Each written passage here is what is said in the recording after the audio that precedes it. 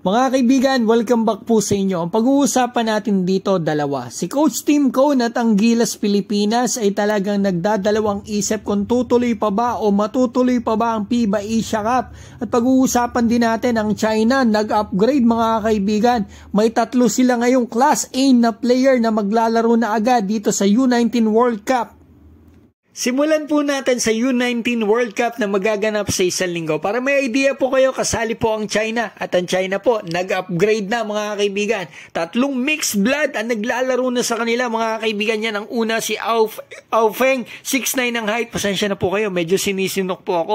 Yan, makikita nyo, grabe sumalpak mga kaibigan. Malaki rin yan, natatangkad pa yan. 19 years old pa lang to. At mga 19 sila lahat mga kaibigan. Yan, nakikita naman natin. So, eto, isa pang gagawin niya rito.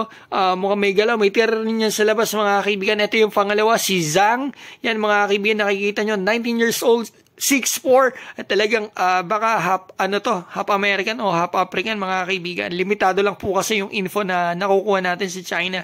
So ito makikita natin yung laruan niya, mukhang shooter to mga kaibigan.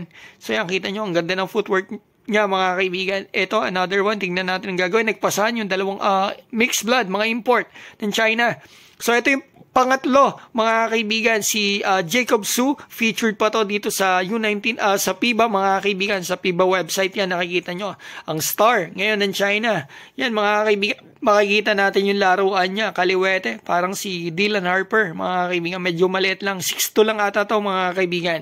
So yan, makikita natin yung galawan niya rito. Yan ay point guard mga kaibigan. So at least nagka-idea tayo at makakalaban to sigurado ng Gilas sa hinaharap. So ngayon, punta na po tayo sa Gilas Pilipinas. Ito po yung napakainit na balita natin. Posibleng hindi matuloy ang Gilas sa Asia Cup or posibleng hindi matuloy yung mismong Asia Cup nang dahil nga po sa nangyayaring tensyon sa Middle East. Ayon po sa report ng Fast Break, maraming salamat po. Base po ito sa sinabi ni Coach Tim, ito po yung pagkakaintindi ko dito. Ang malaking katanungan daw po sa ating isipan ay kung magpapatuloy pa ba ang Gilas sa paglalaro sa Jeddah Asia Cup sa kabila ng nangyayari ngayon sa Middle East.